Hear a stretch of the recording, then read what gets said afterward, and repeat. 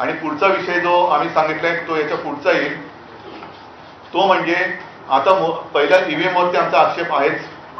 ईव्हीएमचा आक्षेप कमी पडतोय की काय, म्हणून आता मुंबई महापालिकांच्या निवडणुका सुद्धा ईव्हीएमवरती तर घेतल्या जातच आहे, पण व्हीव्हीपॅट पण त्याच्यात ठेवणार नाही. हाही मुद्दा एक महत्वाचा आहे. म्हणजे तुम्ही काही पुरावेच ठेवायचे नाही. जर का तिथलं व्हिडिओ रेकॉर्डिंग मागितलं तर व्हिडिओ रेकॉर्डिंग द्यायचं नाही. मतदार यादीमध्ये सगळा गोंधळ करून ठेवायचा. मतदार याद्या मागितल्या तर ते देत नाही.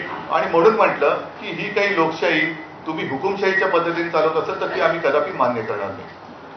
शिष्टमंडळाने जे मुद्दे उपस्थित केलेले आहेत त्यामध्ये जर येत्या काळामध्ये निवडणूक आयोगाकडून सुधारणा नाही झाली तर तुमचं पुढचं पाऊल काय असणार? पुढचं पाऊल पहिलं आजचं पाऊल लोकांसमोर जाऊ द्या. त्याच्यानंतर घाईघाई करण्याची आवश्यकता नाहीये. 2 दिवसात ते सांगतो म्हणाले. सकारात्मक विचार त्यांचा, त्याला ते सकारात्मक कशाला म्हणतात ते त्यांच्या उत्तरातनं कळेल.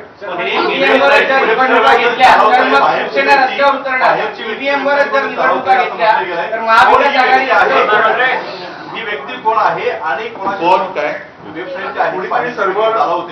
आरोप केलाय, कोण ही व्यक्ती आहे आणि कोणाशी संबंध, त्याच्यासाठी आम्ही महाविकास आघाडीकडनं अतिशय स्वच्छ आणि स्पष्ट शब्दात विधानसभा निवडणुकीच्या 1 महिना आधी पत्र दिले, याचा मी आता उल्लेख केला असते.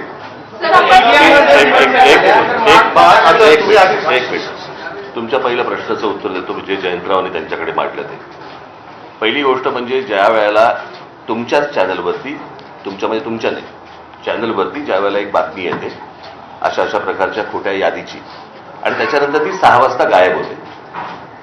ती 6 वाजता गायब होते का, त्याच्यावरती त्यांनी विचारलं की तुमच्याकडे कोणी तक्रार दिली का, काय दिली का, त्या संपूर्ण बातमीबद्दल किंवा त्या यादीबद्दल निवडणूक आयोगाला काहीच माहित नाही. केंद्रीय निवडणूक आयोग आणि राज्य निवडणूक आयोग ते म्हणाले की आम्हाला ह्यातलं काहीच माहित नाही, माहिती घेऊन सांगतो. ते म्हणाले आम्ही माहिती घेऊन सांगतो. आता प्रश्न असा आहे की त्यांच्या वेबसाईटवरनं गायब झाले, ज्या तुमच्या चॅनलवरती दाखवले गेले आहेत.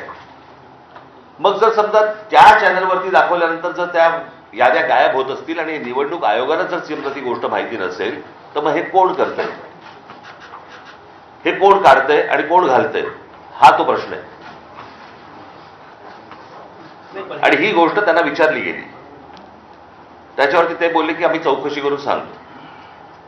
महाविकास आघाडीने विधानसभा निवडणुकीच्या 1 महिना आधी त्या पत्राला कुठलाही प्रतिसाद आयोगाकडून मिळाला नाही असं तुमचं म्हणणं आहे.